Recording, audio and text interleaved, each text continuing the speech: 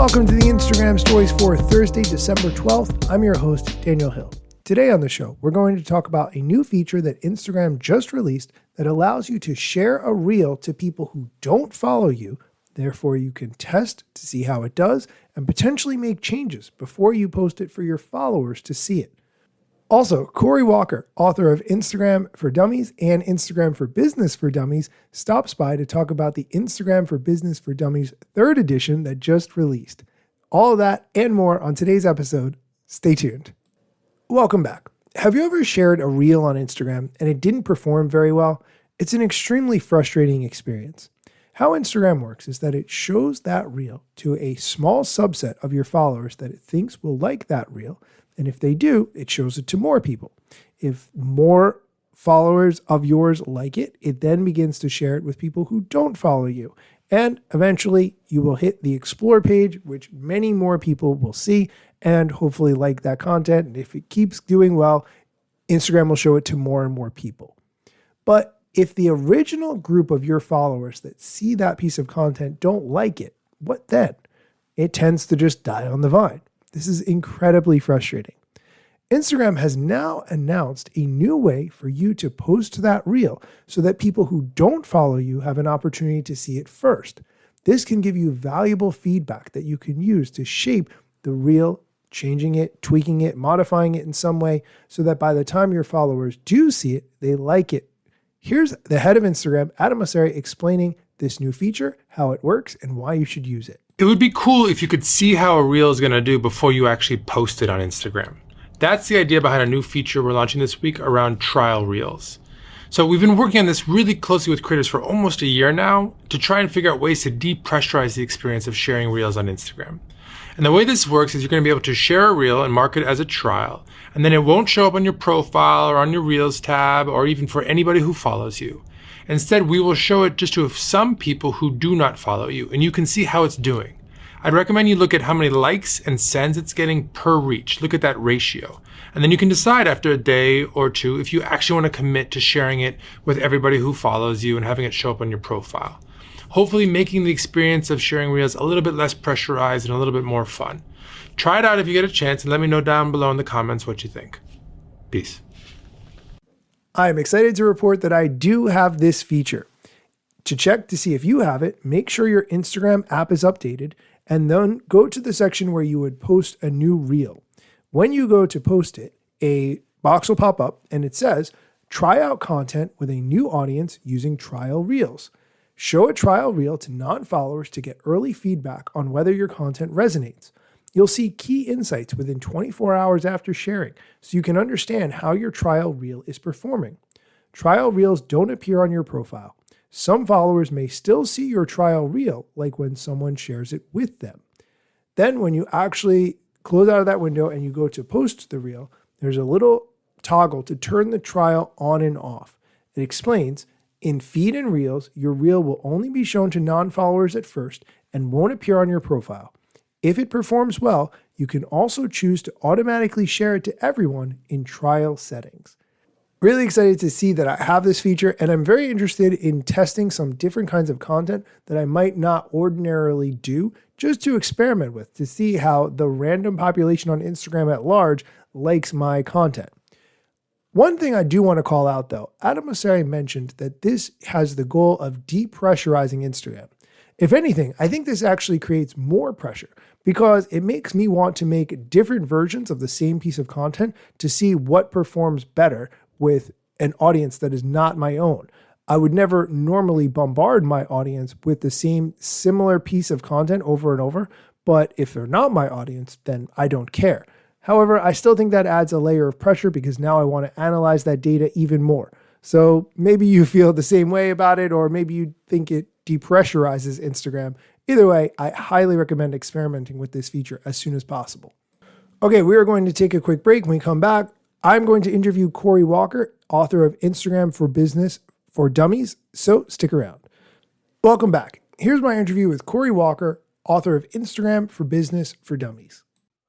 Today on the show, we have Corey Walker. Corey, welcome. Hi, thanks for having me. Corey, for people who might not be familiar with you, can you tell us who you are and what it is that you do? Sure. So I'm Corey Walker. I am the co-author of Instagram for Dummies and Instagram for Business for Dummies. And I'm also a social media strategy consultant and agency owner in El Dorado Hills, California. That's a lot. I want, I'm excited that you're here because we're going to be talking about your upcoming book. If you're not familiar, Corey has written 4 Instagram for Dummies books. The 5th is coming out in December, right when this episode releases. How did you get started doing that, writing and working with the For Dummies brand? Yeah, so my I have a friend, my co-author Eric Buteau, and he had written several books under the For Dummies brand, and they were looking to do. Initially, we did the Instagram for Business for Dummies was the first one that they wanted to do, and he knows how to write Dummies books. There's kind of a templated style and voice, but he needed an expert on Instagram. So he knew that I had already been using it for my business and for my clients. And so he reached out and asked if I would like to be a co author as the subject matter expert. So we started on the first one and we brought on Jen Herman as well. So we had a great partnership of the 3 of us. And so that one started and then that was successful. And so then they brought on Instagram for Dummies, which is less business focused and it's just for anybody that wants to use Instagram for personal reasons. And so now we're on the 3rd edition is the one that's coming out next month or by the time this airs this month. The 3rd edition of Instagram for Business for Dummies. And then we have 2 editions of Instagram for Dummies out. So it just, as Instagram changes, we have to update the books and it changes literally as we're writing. So it's constantly changing. I'm glad you brought up all the changes that happen with the platform. And there are so many.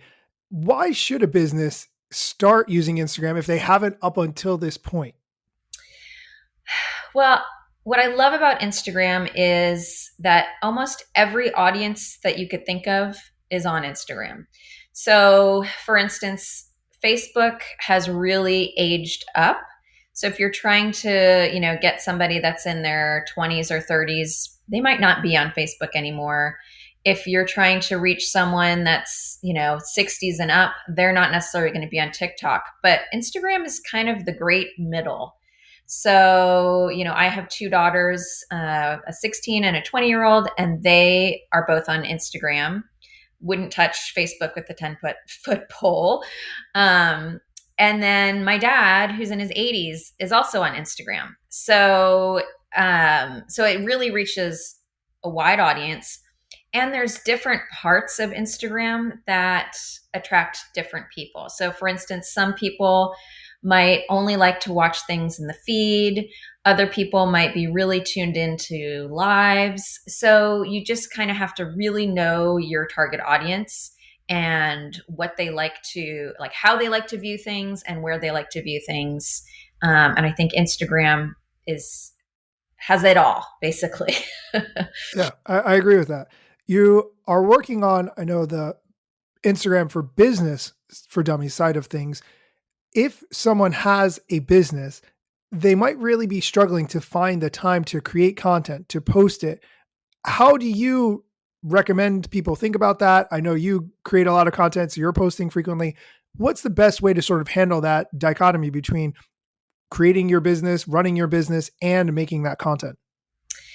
Yeah, what I like to tell people is if they stand back and do some planning, maybe it's once a month in the beginning of the month, you're going to plan out your month.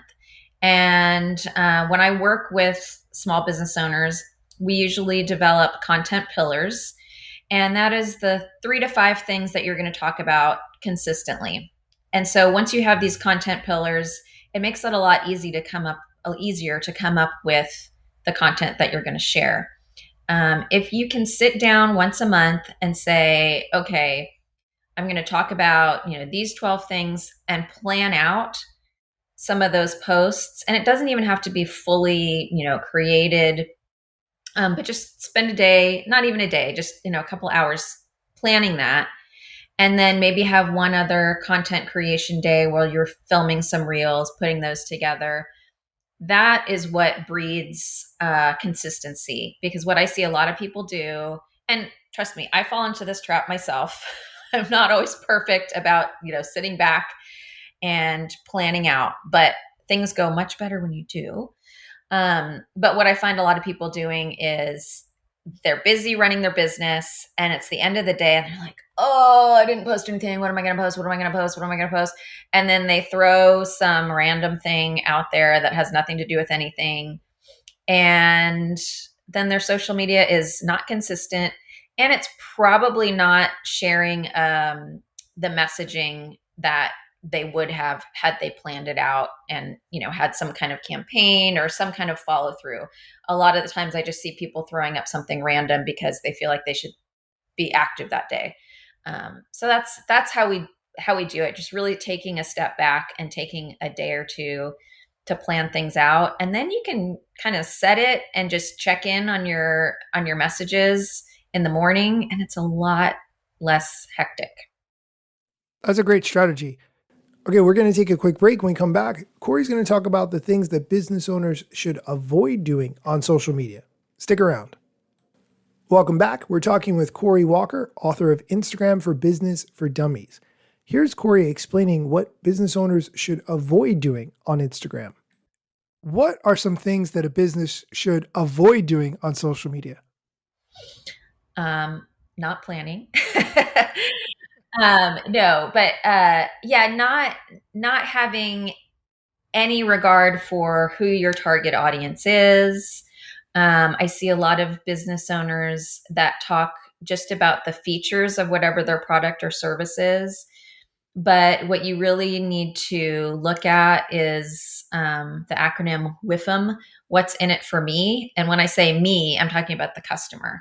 So anytime a customer is online and they're looking at things, they're looking at it through the lens of how does this benefit me?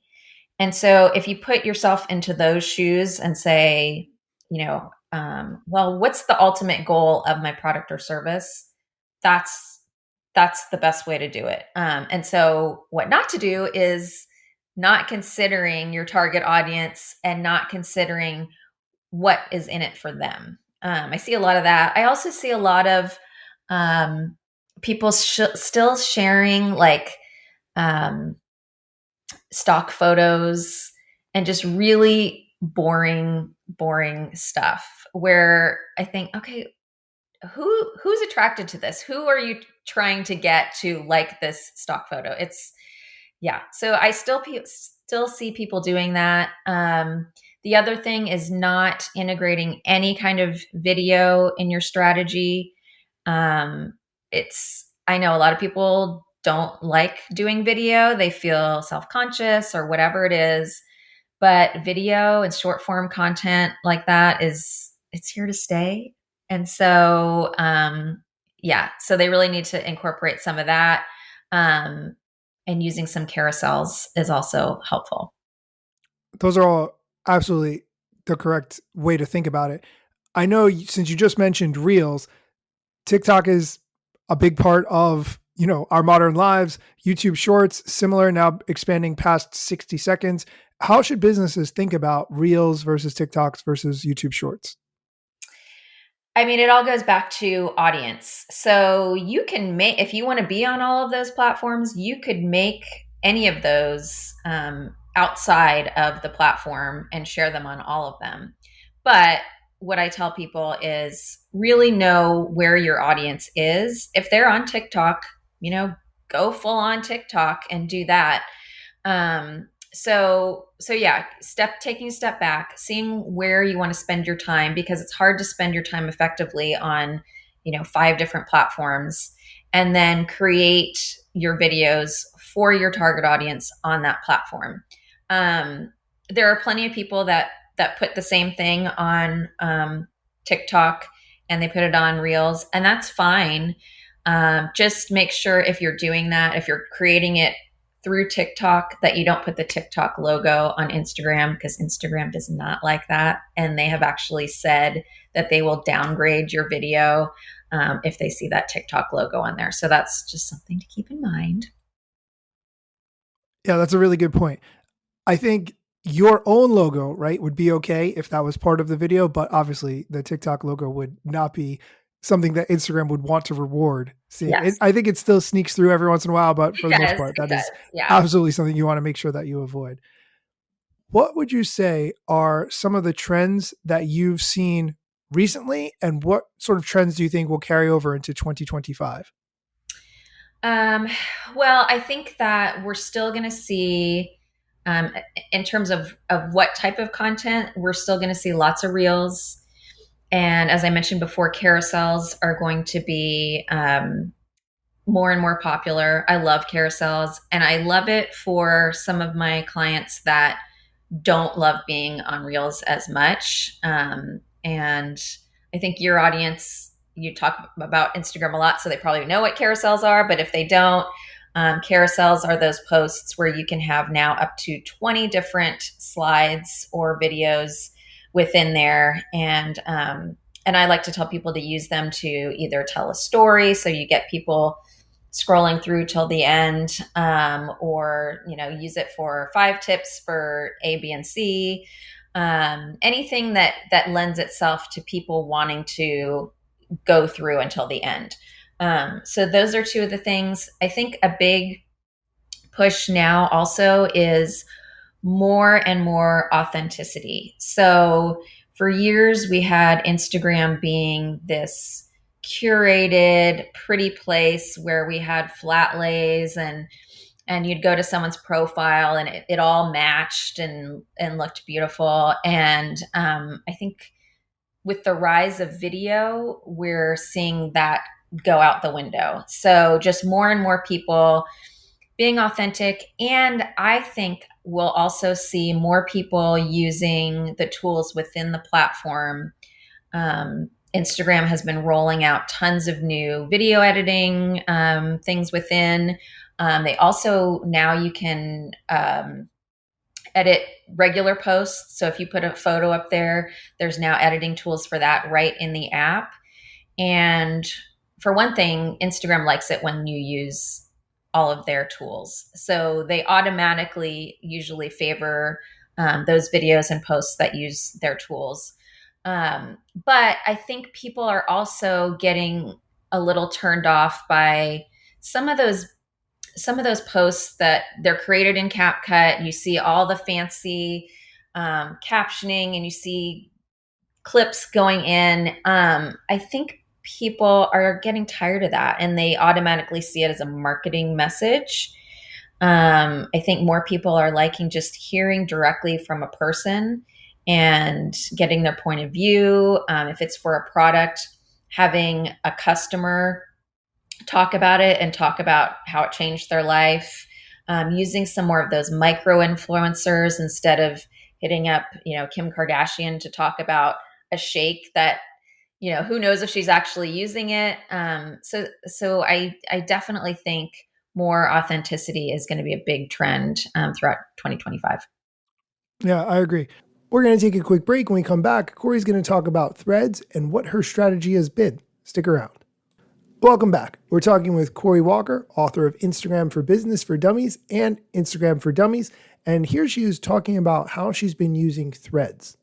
Do you see threads being part of that as well? Like, how have you been using threads, or have you been on there? I know you have, because I've seen your posts over there. Can you talk a little bit about that as well? Sure. Yeah, I've been enjoying threads, and I use it a little bit more willy-nilly, which I kind of like having a place to do that, because Instagram, I really try to stick to my brand on Instagram, and I will share personal things, but threads, I've been sharing a lot more different things. But yeah, I think threads is a little bit more authentic. I feel more comfortable sharing, that I made potato soup last week and some of those things. And people like that. The posts that I get the most likes on are the ones that are just personal, quirky things about my life. So I do see that. Now, unfortunately, or fortunately, depending on which side of the coin you're on, I just saw this morning that Threads is going to start incorporating ads in there. So we I knew saw that as well. yeah, we knew it was coming. They can't just have a free thing out there because they got to pay the bills. But what I've really enjoyed about Threads is that it's just pure content and I don't have to weed through a lot of ads for things. So that's going to change. I don't know when they're going to start it, but it's coming. Yeah, I think it's January was what I saw. And I think this is a great opportunity to talk about how, just like with Twitter, we switched to using it in the browser, right? We were using it in the app. We use it in the browser. We use the browser plugin to block the ads. You block Origin, whatever else you use. And that's going to really help to eliminate that because personally, I love the ad-free experience of Threads. I don't want it to change. Obviously, I know there are costs involved and so forth, but let's try to keep this experience as pure as possible. We see enough ads throughout our daily lives. It's enough. I want to talk briefly because I know you don't just write books, but you also work with businesses. Yeah. Can you tell us a little bit about how you work with businesses, what you do to help them, and what are kind of the strategies that you use to help them? Absolutely. So, yeah, I really love working with service-based providers. So I work with people like healthcare providers that might have a side business, or I work with authors. I work a lot with healthcare. I just kind of fell into it. And then restaurant owners to also talk about their businesses. But what I do is a little bit what I talked about before. So I will come up with a strategy for them. We'll identify who their target audience is. We'll look at what their pain points are so we can really talk about how their service is going to benefit them, going back to the what's in it for me type stuff. And then we will come up with a content calendar. We'll talk about, some ideas for some reels, some other content, and then I'll also have them work through what I like to call the Instagram funnel. And that is, so I always put my hands up like this when I talk about it, but so you have your reels up at the top. And so that's going to attract people in that aren't necessarily your followers because they'll show reels to people outside your following. And then we have them go down the funnel to your main, your other posts, carousels, regular graphics. And then we have them go over to Instagram stories where they talk a lot more about their personal life, their day to day, behind the scenes. So we up that know, like, and trust factor. And then if they have a product that they're trying to sell, I'll have them go through, or a service really, but I'll have them do some Instagram lives where they talk, openly to an audience and hopefully get that feedback and those questions from their audience and sell their service through the lives. So those are, just some of the things that I do to help those service-based providers use Instagram. I love that. If you can, please tell us where we can follow you online for your journey. I know your book is coming up, and what other things we can look forward to you creating in the near future. Sure. So my website is themarketingspecialist.com. And then I'm on Instagram as at Corey C. Walker. So I think you'll have that in the show notes. I don't know. Of course. Yeah. So the link to my Instagram will be in the show notes. I'm also at that same username on Threads, obviously. I'm also on LinkedIn as Corey Walker. And let's see, the next edition of Instagram for Business for Dummies comes out December 5th. You can find it on Amazon.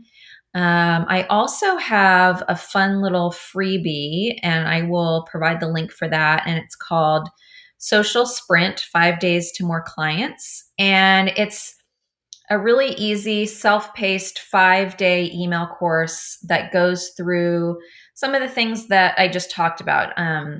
The first day, you'll identify your target audience. Next one, you'll talk more about pain points. And it goes through kind of like a mini strategy session to get more clients through social media. And that's completely free. So I will send you that link. I will link to everything you mentioned in the show notes, including how to get the next edition of Instagram for Business for Dummies. And to say thank you for listening all this way to the end of the show, we will be giving away 5 copies of Instagram for Business for Dummies, 3rd edition. Send me a DM at Daniel Hill Media with your name and address, and I will ensure that you get a copy of the book. So please send me a DM at Daniel Hill Media. Corey, this has been so great having you on. Thank you so much for your time. Oh, thanks for having me. It was great talking to you. Okay, that's it for my interview with Corey. As always, thank you for listening. If you enjoy this content, please go on Apple Podcasts and leave a review of this show. It would really mean the world to me, and it would help other people to find the show. Be sure to come back next time for more content that I know you absolutely need to hear. Let me tell you a couple things that you should know about me. A product manager, but do not have a bachelor's degree. But actually, that's factually a fraction of me. Another fraction's posting content irregular and irrationally. Still probably won't get a job at the Gram.